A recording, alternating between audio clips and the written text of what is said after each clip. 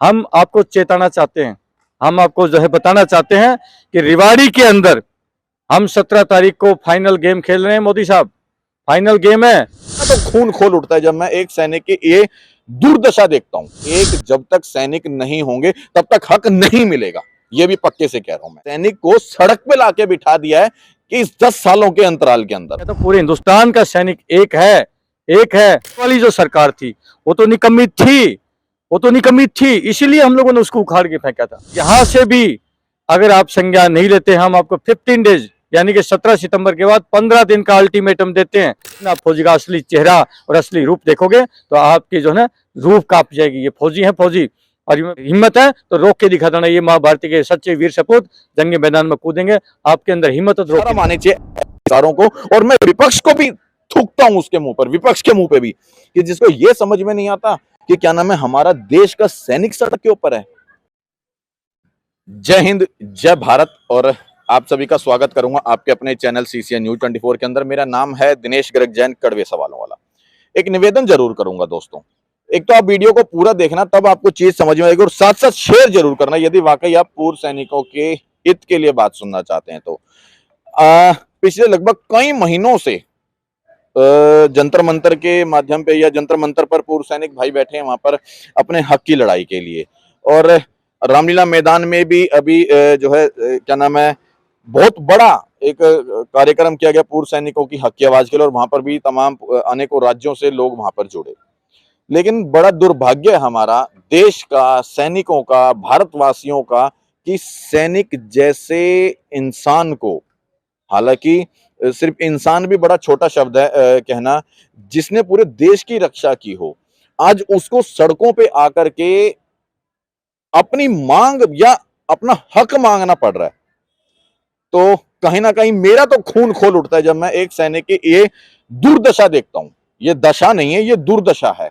और लेकिन ये अंधी बहरी गूंगी सरकार, जिसके हाथ में सब कुछ है, पैसा है, पावर है, सत्ता है, सब कुछ है, उसके बावजूद भी सैनिकों को इस कदर रुलाए कि उनकी आंखों में खून के आंसू हैं सैनिकों की में। और बहुत से सैनिक तो मैंने देखा वैसे हो चुके जो अपना ये हक भूल ही गए हैं कि हमारा कोई हक बनता भी है ओआरओपी को लेके, एमएसपी को लेके, या डिसेबिलिटी पेंशन को लेके, विधवा पेंशन को लेके। क्यों? क्योंकि उनको पता है ये सरकार ना सुनने वाली है ना समझने वाली है। कुछ ये कहूंगा कि कुछ इन राजनीतिक पार्टियों के चमचे हो गए हैं। किसी ने बीजेपी चुन ली, किसी ने कांग्रेस चुन ली, किसी ने आम आदमी पार्टी चुन ली, किसी ने कुछ चुन लिया, किसी ने कुछ चुन लिया।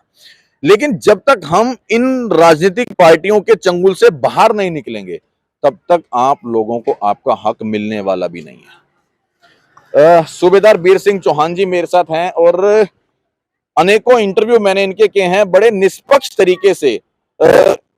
हालांकि कुछ लोगों ने यह कहा कि जंतर मंतर पर जो सैनिक बैठे हैं उनके विरोध में बोलते हैं, लेकिन मैंने जब भी इनके इंटरव्यू करे, इन्होंने कभी भी वहां के सैनिकों के विरोध में नहीं बोला। 19 20 21 बात हर जगह होती है। हम लोग घर के अंदर 4 मेंबर होते हैं ना, तो वहां पर भी 19 20 बात होती है। लेकिन उन बातों को खत्म करके एक किस तरह से होना है, एक होने का क्या कारण हो सकता है कि एक जब तक सैनिक नहीं होंगे तब तक हक नहीं मिलेगा, यह भी पक्के से कह रहा हूं मैं।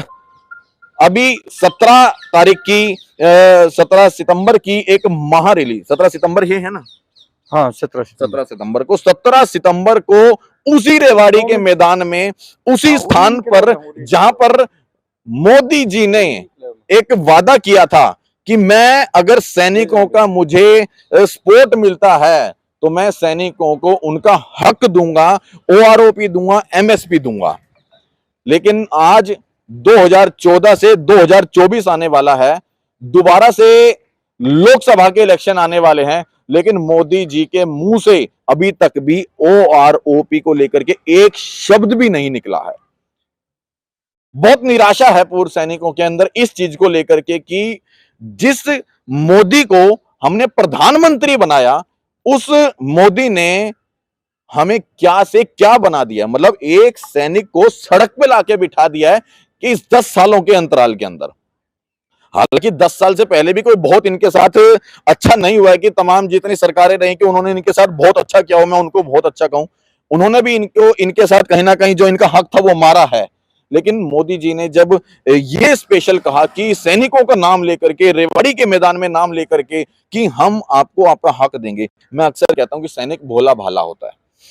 इन्होंने उस चीज को ये सोचकर कि शायद ये व्यक्ति हमें हक देगा, शायद ये व्यक्ति हमारे भले की बात कर रहे हैं, तो क्यों ना एक बार इनको लाया जाए। इन लोगों ने इनको मोदी से प्रधानमंत्री बनाया, लेकिन उन्होंने इनको क्या बनाया, दड़े पे बैठने वाला। जंतर मंतर पे जाके देख लो, आज भी सैनिक गर्मी के अंदर, धूप के अंदर, बारिश के अंदर, छांव के अंदर वहां पर भूखे प्यासे बैठते हैं।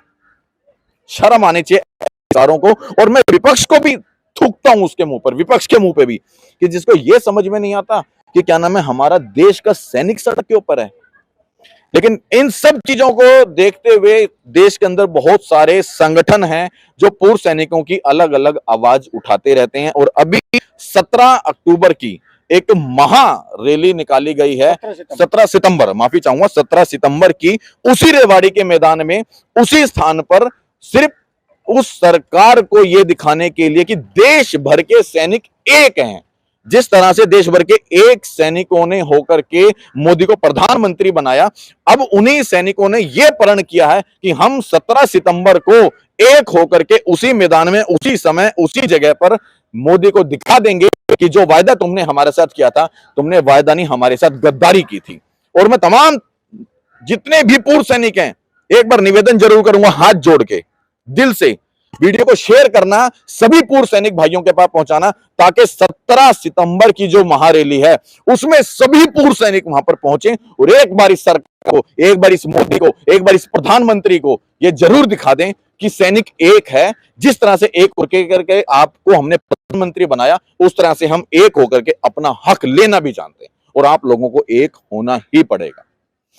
इस विषय पर चर्चा करूंगा वीर सिंह चौहान जी से। सबसे पहले बहुत बहुत स्वागत है आपका। जी, बहुत बहुत धन्यवाद बेटा आपका कि आपने अपना कीमती समय निकाल करके हमें अपने 2 शब्द बोलने का मौका दिया। बहुत बहुत धन्यवाद। और मैं तो आपको देख ही रहा था, आप कितनी आत्मा के साथ में, कितनी सच्ची लगन के साथ में आपने अपने जो विचार रखे, रियली काबिलियत तारीफ है बेटा। रियली मैं उस माँ को भी सलाम करता हूँ जिसकी कोख से आप जैसे जो बच्चे पैदा होते हैं और जो वाकई ही सैनिकों के प्रति इतना स्नेह और प्यार रखते हैं। देखें, यहाँ पर इन्होंने ये कहा है कि ये मेरी ऐसी माँ को सलाम करती जिनकी कोख से मैंने पहले, सही मायने में तो हम लोगों के सही मायने में हकदार गुरु माता पिता ये हैं। मैं इनके चरणों में नमन कर रहा हूँ। देखो क्यों, क्योंकि कहीं ना कहीं इन्होंने हमारे देश को आजाद कराने में बहुत बड़ा सहयोग दिया है, अपना बलिदान तक किया इन लोगों ने। और इनके अगर मैं किसी भी काम आऊं, मेरे शरीर का एक एक बूंद खून की, मेरी एक एक सांस इस देश के लिए कुर्बान है, इसलिए मैं इनके चरणों में नमन करने में भी अपने आप को गर्व महसूस कर रहा हूं। शर्म आती है ऐसी सरकार के ऊपर, कसम से रोना आता है जो सरकार हमारे देश के सैनिकों को रुलाती हो। धिक्कार है।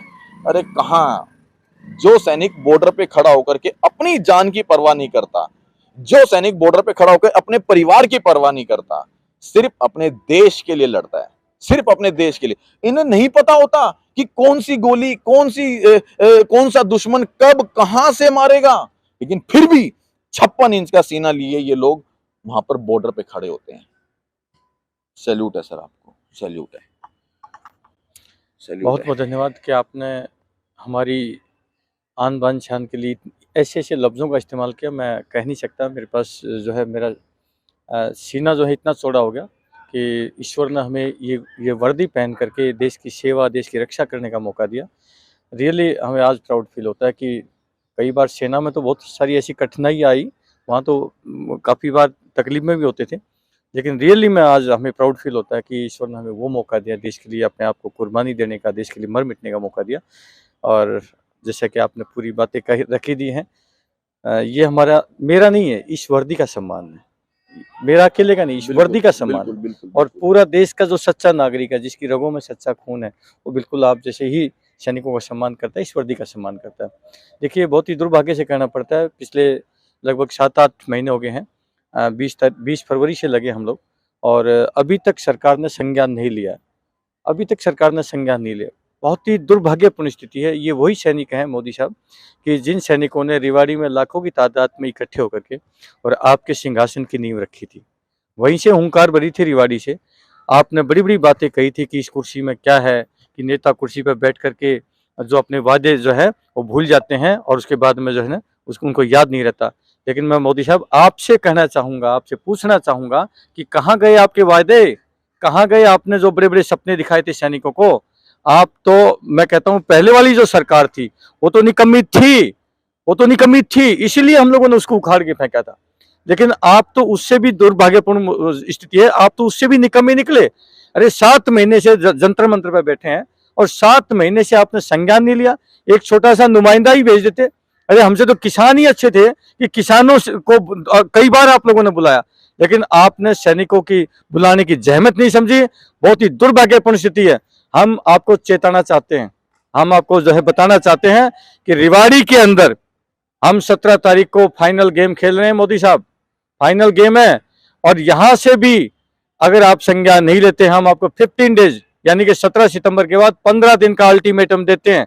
अगर 15 दिन के बाद में भी आपने संज्ञान नहीं लिया तो इतना बड़ा ऐतिहासिक निर्णय लेंगे फौजी कि आपकी जो है दिन की नींद, दिन की भूख और रात की नींद जो है उड़ जाएगी। ये फौजी क्या निर्णय लेने वाले हैं, आपको पता चलेगा कि फौजियों में क्या ताकत होती है। आपने फौजियों को अभी तक अंडर एस्टिमेट किया है, आपने फौजी को अलग एंगल से देखा है, लेकिन जिस दिन आप फौजी का असली चेहरा और असली रूप देखोगे तो आपकी जो है रूह कांप जाएगी। ये फौजी है फौजी। और मैं कहता हूँ पूरे हिंदुस्तान का सैनिक एक है, एक है। रेवाड़ी में मैं आप सभी सैनिक भाइयों से अपील करता हूँ, रेवाड़ी में आइए। ये फाइनल जो गेम होता है ना, फाइनल गेम रेवाड़ी में है, क्योंकि रेवाड़ी से ही आगाज किया था मोदी साहब का, और रेवाड़ी में ही वहां पर उल्टी गिनती यहाँ से चालू कर देंगे। बिल्कुल हम खुली चुनौती देते हैं। बहुत हो चुका है गिड़गिड़ाना, रिक्वेस्ट करना, विनती करना, बहुत हो चुका है। अब विनती नहीं करेंगे, अल्टीमेटम देंगे, अल्टीमेटम। अगर हिम्मत है तो रोक के दिखा देना। ये माँ भारती के सच्चे वीर सपूत जंग मैदान में कूदेंगे, आपके अंदर हिम्मत है तो रोक के दिखा देना। गुरु माता पिता ये हैं, मैं इनके चरणों में नमन कर रहा हूं। देखो क्यों? क्योंकि कहीं ना कहीं इन्होंने हमारे देश को आजाद कराने में बहुत बड़ा सहयोग दिया है।